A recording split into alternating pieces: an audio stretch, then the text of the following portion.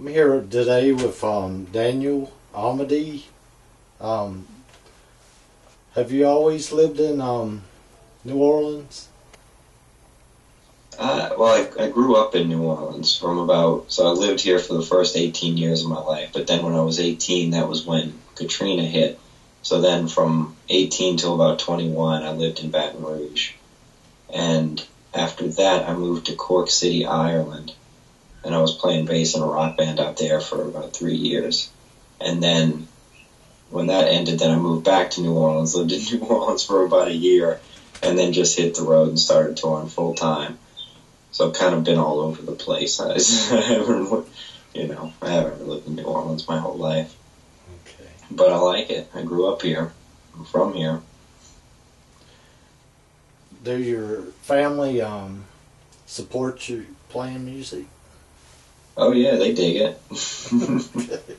It was sort of like the way that my life went. This is just sort of like the path that I got sucked in on, so they went along with it too. My mom loves it. She's a big fan, which is good.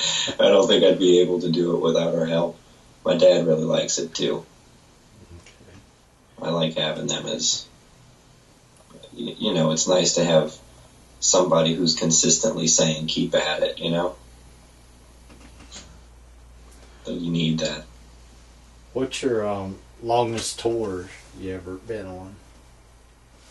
The longest one so far has been about 4.5 months nonstop. But I'm on one right now that I started around mid-July, and I'll be on the road until the beginning of December. I just got finished with the West Coast tour. I'm taking a few days off, and then I'm heading up the East Coast in, I think, a week from today. Okay. What motivates you to play music? I don't really know what else I'd do. This is why I don't really know. There's just something that it's sort of just the way that my life has led. There's been no other option. I just started playing music, and then, like I said, when I was 18, Katrina hit, so I just started touring with this punk band that I was in. A few years after that, I had the opportunity to move to Ireland, and I was playing bass in a rock band out there. And for 3 or 4 years, that was my gig. And when that band fell apart, it was like, well, this is, by then I was like 24, 25, hadn't gone to college, didn't have anything else that I was good at. And I was like, well, I know all these people in the music industry. It's like I got to keep doing this. But I really like it. It's definitely the thing that I want to do. I'm very grateful that my life has led to this point where I can do it. But I guess that's the motivation. It's like I love it, and I don't know what else I'd do. When you're writing music, do you write it on true life experiences or anything? I think when I write songs, it's pretty much the songs that I need to write for myself at that moment in time. They're very much a representation of where I'm at that moment. So, a lot of the songs that I write are about evolution and love and us as a human race evolving on this planet so that we can live on it better together and just getting more in tune with who we are as people. And I think the majority of it really is just songs that I write for myself that I need to hear at that moment in time. And other people seem to like it because I'm able to, get out and play shows and do all that. But, yeah, I suppose I do kind of write from real life experiences, but they're more the experiences, they're more like the lessons that I need for myself at that time with all the things that I'm going through in my life. Sort of like therapy.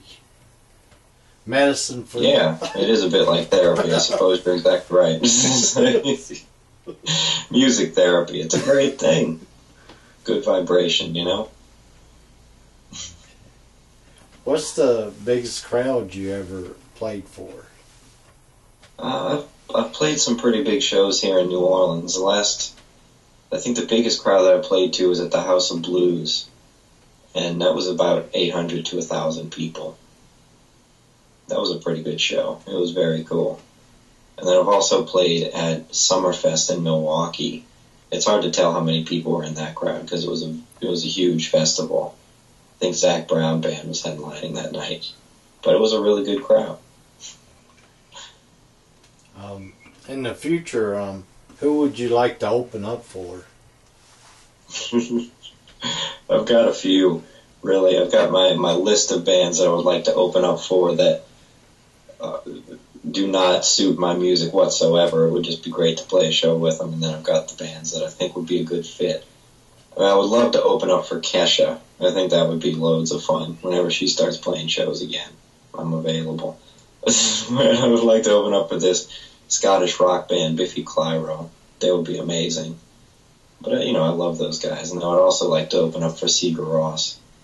I think that would work out well. Those are three good ones. Okay. What can you tell your followers about next year? Well, we'll see about next year. Let's see. This year, like I said, I'm going to be on the road until December. I plan on taking December and January off. I just released a new EP called Everything Will Change, and we're about to get the marketing and the PR underway for that record with this company, Planetary Music, and that'll probably get started in the beginning of 2016. I'm really excited about that. So it'll probably be, listen for it on all the radio stations across the U.S. and Canada as well as online. Hopefully we'll get some good blog write-ups for it. I'm excited about it.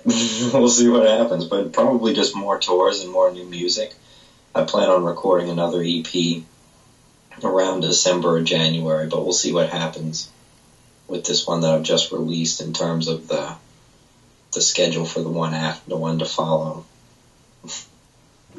But I would say just more tours and music. Appreciate you being on the show today. Yeah, no doubt, man. Thanks for having me. I hope I see you when I'm in Virginia. I should be there in around the end of November.